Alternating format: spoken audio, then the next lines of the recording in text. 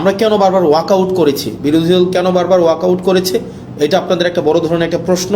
কেন আমরা সংসদে কথা বলি না, কেন অন্যান্য ট্রেজারি বেঞ্চের মন্ত্রীরা কথা বলার পরে আমরা কেন সেগুলোর বিরোধিতা আমরা করি না সংসদে দাঁড়িয়ে, সেটা আপনারা আমাদের কাছ থেকে জানতে চেয়েছেন। তৃতীয়ত, অর্ডিন্যান্সগুলো যেগুলো বাতিল করে দেওয়া হয়েছে, মূলত সেই অর্ডিন্যান্সগুলোতে কী ছিল সেটি আপনারা, আমার কাছে মনে হয় সেগুলো আপনারা ডিজার্ভ করেন আমাদের কাছ থেকে জানার জন্য। আমরা 3 নম্বর প্রশ্ন থেকে আসি যে অর্ডিন্যান্সগুলোতে মূলত আসলে কী ছিল। প্রথমে আসেন, আমরা শুরু করব যে অর্ডিন্যান্সটা নিয়ে, সেটা হচ্ছে জাতীয় যে পুলিশ কমিশনটা ছিল, পুলিশ কমিশনটা নিয়ে আমরা শুরু করি। দেখেন, এই সংসদে আমার কাছে মনে হয়েছে যেই কমিশনগুলোর সবচেয়ে বেশি দরকার ছিল তার মধ্যে অন্যতম একটা দরকারি একটা কমিশন ছিল পুলিশ সংস্কার কমিশন।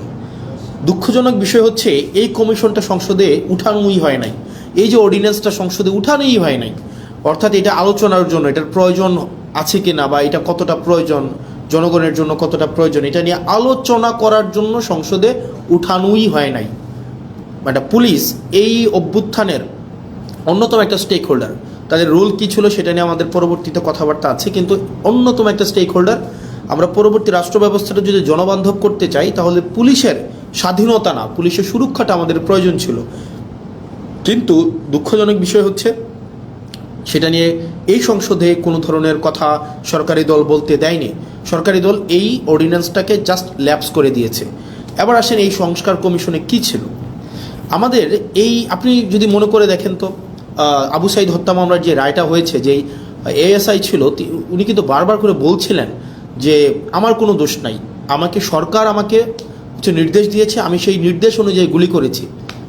ঠিক সেটাই, পুলিশকে নির্দেশ দেওয়া হয়, সেই নির্দেশকে লফুল নাকি আনলফুল সেটাকে অ্যাসেস করা কিন্তু পুলিশের পক্ষে সেটা সম্ভব হয়ে ওঠে না। তো আমাদের যে পুলিশটা গড়ে উঠেছে, এই পুলিশ সম্পর্কে আমাদের যে ধারণা, সেই ধারণাটা কি, সে পুলিশ হচ্ছে খারাপ, পুলিশ ঘোষ খায়, পুলিশ হচ্ছে দুর্নীতিগ্রস্ত, পুলিশ হচ্ছে চাঁদাবাজ, পুলিশের জমি দখল করে, মানুষের সম্পদ দখল করে বাসা থেকে উঠাই নিয়ে যায়। অর্থাৎ জনগণ এবং পুলিশের সম্পর্কটা এরকম বিরোধের একটা সম্পর্ক। জনগণের বিরুদ্ধে পুলিশের যে একটা চিত্র আবহমান কাল থেকে প্রতিষ্ঠিত করা হয়েছে, এটা আসলে রাষ্ট্রের জন্য কোনো সুখকর নয়। পুলিশ কিন্তু জনগণের বিরুদ্ধে থাকার কথা ছিল না।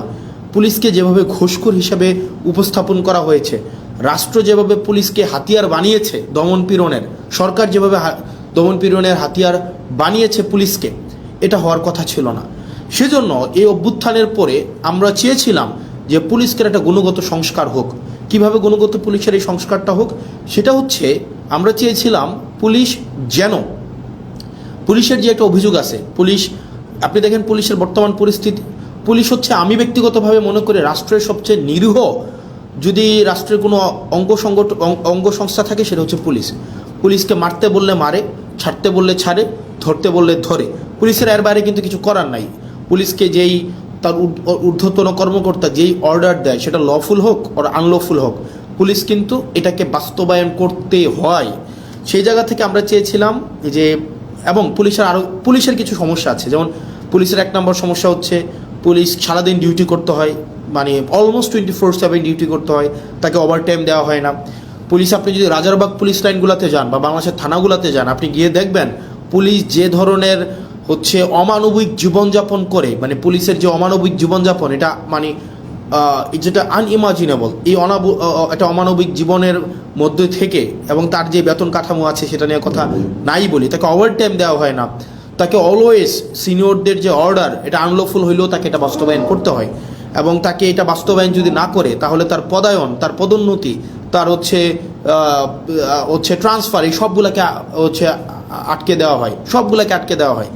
এবং দুঃখজনক বিষয় হচ্ছে, পুলিশ যদি সরকারের কোনো ইচ্ছার বাইরে যায়, অন্যায্যভাবে সরকার একটা অন্যায্য একটা অর্ডার করছে, এটার বাইরে যদি পুলিশ যায়, তার চাকরি অলমোস্ট ইম্পসিবল হয়ে ওঠে।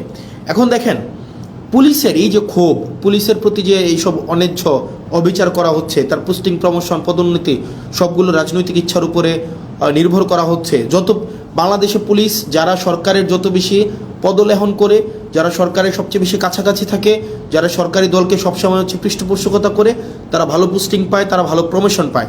সেজন্য সরকারের লিগ্যাল অর্ডার করুক অথবা আনলিগ্যাল অর্ডার করুক, এই কারণে পুলিশরা সবসময় চায় সরকারের মনোরঞ্জনের মধ্য দিয়ে ব্যস্ত থাকতে।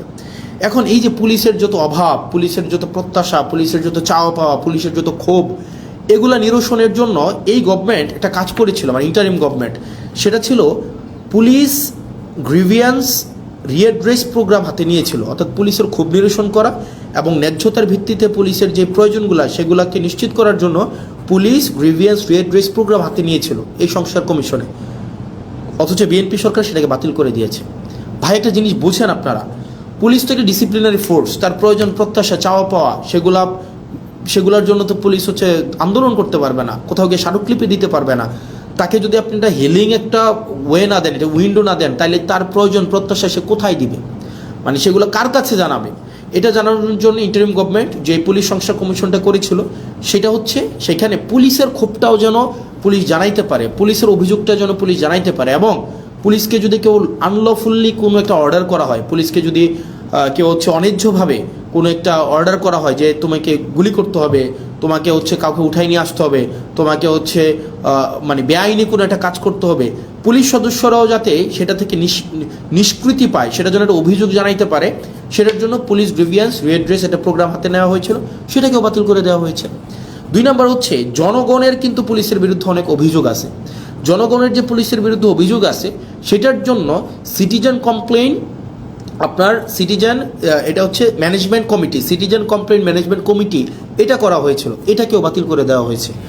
মানে অভ্যুত্থান পরবর্তীতে পুলিশকে যুগোপযোগী করার জন্য, জনবান্ধব করার জন্য ইন্টারিম গভর্নমেন্ট যেই ধরনের পদক্ষেপগুলো হাতে নিয়েছিল তার মধ্যে পুলিশ সংস্কার কমিশন অন্যতম। আপনি সেটাকে সংসদে উঠানই নাই, আপনি সংসদে উঠানোর আগে সেটাকে বাতিল করে দিয়েছেন।